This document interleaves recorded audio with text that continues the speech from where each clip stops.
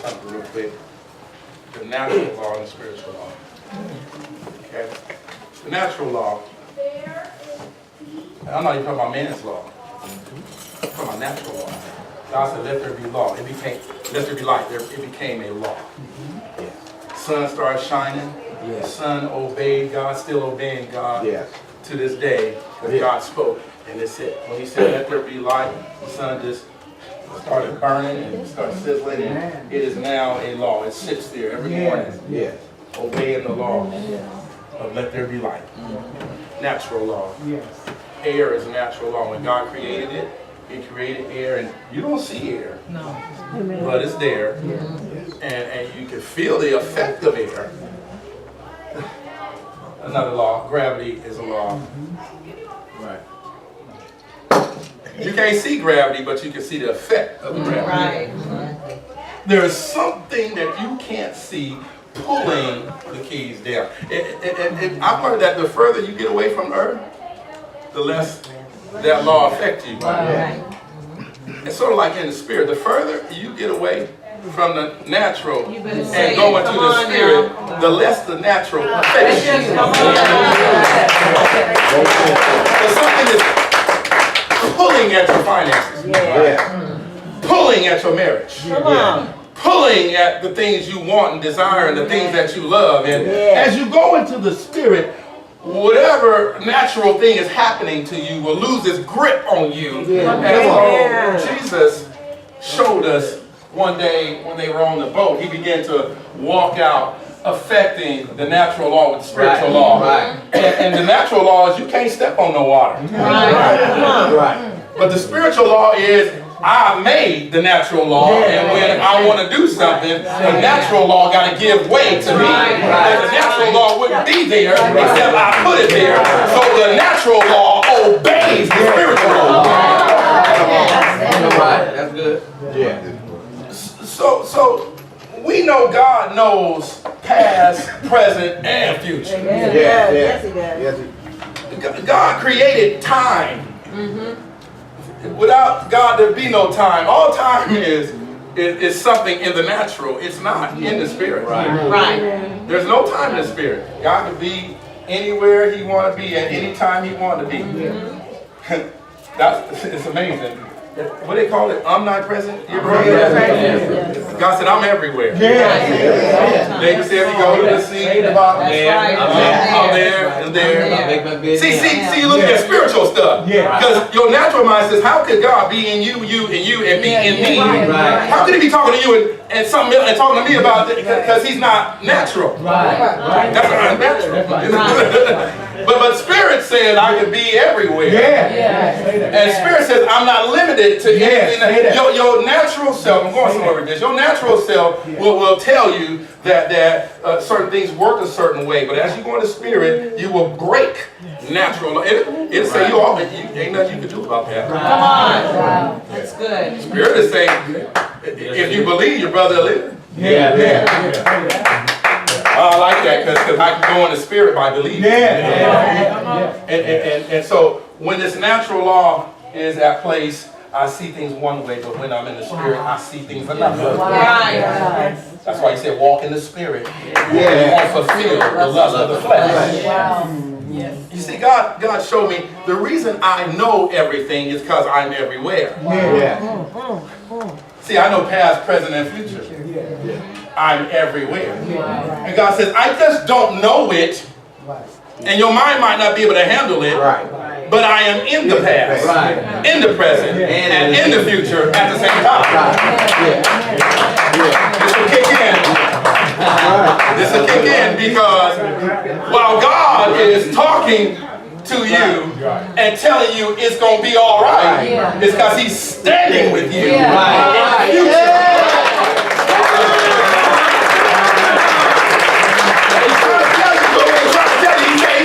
It's going to be all right. You said, but you don't know. I'm standing with you right now and I see you doing. All right.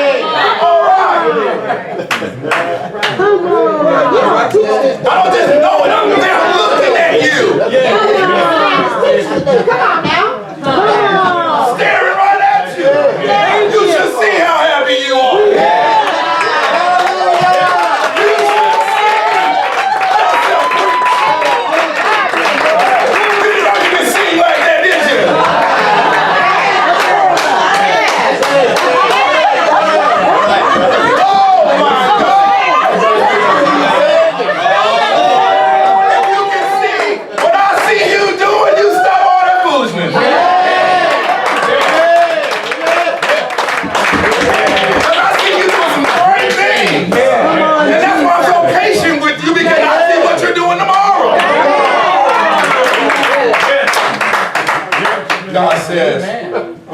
understand that he's up there. If he's up there, he's talking to you up there while he's talking to you right here. That means if he's talking to you right now, he's back there talking to you. Yes. What you call the past. Right. I like God, because God can redeem. Right.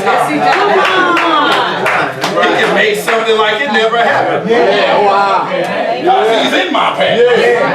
So he can fix my past. That's why God says, I can restore you. Because I'm back there right now.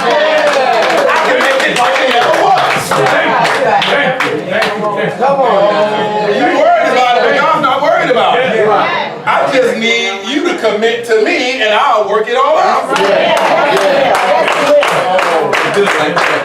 This is what he's showing the children of Israel, Moses, because you got to understand that about 350 years, it was an old promise. God was talking to Abraham, and he said, your children are going to be in bondage for 350 years. No, for 400 years. But he told them that, and it took 350 years for the first child to even be born. Then they were in bondage for 400 years. Then comes Moses. To be exact, 430 before they came out. But now that you put that together, that is 780 years, and they begin to come out, just like God said. When he said that I'm going to bring them into a land of milk and honey, what he was telling Moses, he had told Abraham a long time ago. God was in the past. God was in the present. God was in the future. So he told him, I'm going to bring them out with a mighty hand. I'm bringing them out right now. You can't see it. But I'm going to bring them out with a mighty hand. So he goes, and now Moses gets the promise, and now Joshua gets the promise. And Moses says to God, who am I? That's the problem. Who are you? That's why we get in trouble. Because we don't know who we are. Come on. Because all the decisions you make are made not knowing who you are. When you find out who you are, you make different decisions. You do. Some people get married before they know who they are. Then they find out who they are, and now they got a problem with the marriage. Because they didn't take the time to find out who they were before they got with somebody. Now they want to change to who they are with.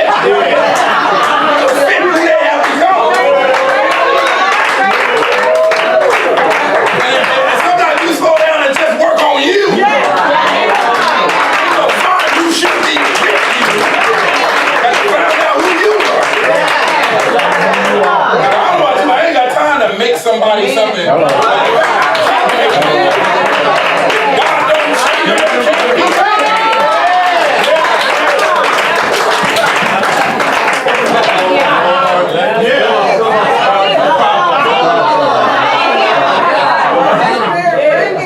And so he says, who am I? Kind of reminds me of, what is it, the sons of Sceva? Because they went in there, they didn't know who they was. And they walked into a place not knowing who they were. And they said, devil, we rebuke you in the name of Jesus who Paul preached. Because they didn't have Jesus for themselves. And tried to do some Jesus stuff without Jesus.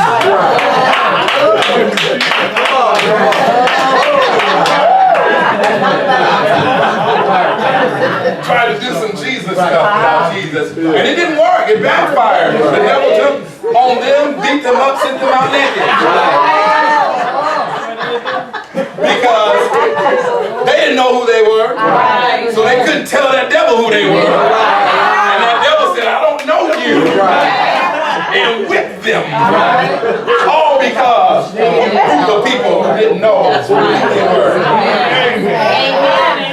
He said, Jesus, I know. Paul, I know, but who are you? The answer to Moses' question, because Moses said, who am I? Watch what God says to Moses to fix the problem of who he is. He says, I will be with you. Doesn't matter. who you are. If I'm going to be with you, that's all that matters.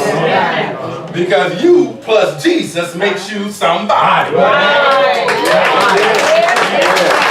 You plus Jesus can part a Red Sea.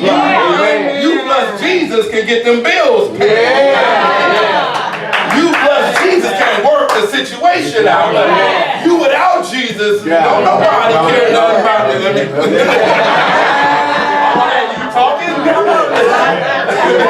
You talk all that all you want. It's the power of the living God through His anointing that makes the spiritual realm activate, make the natural realm bow down.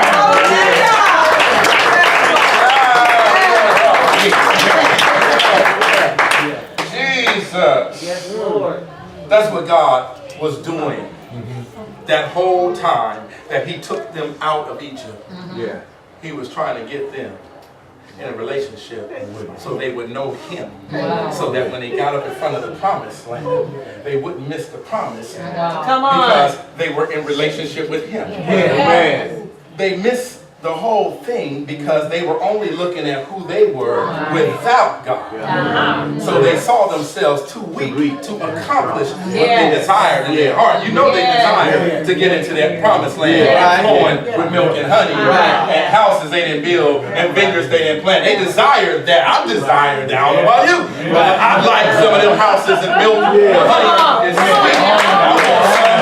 I want to drive it. I want to live in it. I don't know. I don't know. God put a promise out there and I want the promise. But the only way I'm going to get that promise is to know who I am in Jesus. Who I am by myself never got me the promise, but I'm starting to see the effect of who I am in God. I never want to stand out of God again because that don't do nothing. It makes me go down. When I stand in God, things begin to move. Things begin to happen. And so now I wait on God to make sure I'm in God. Now I pray and say, how do you feel about it? Now I want to be in God. Ain't no power outside of God. So the whole entire time that they are in the wilderness, they think God is working on the promised land so that they could have milk and honey and houses they didn't live. God wasn't working on the promised land. The promised land been there, what I say, 780 years ago. We talked Abraham. The promise, ain't nothing wrong with the promise. Ain't nothing wrong with you.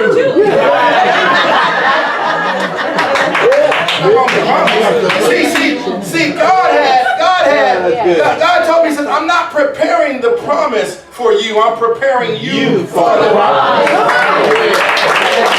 trying to get you ready to receive something. So I had told them they could have got there faster, but I took them another route because they would see war. You can read it. There was a shortcut, but they would see war. And if they see war and they don't know who they are in me, they don't run. I can't handle this. He got too crazy. I can't. They gonna fire me on my job. Because they don't know who they are in God. Know who you are. Fire me then.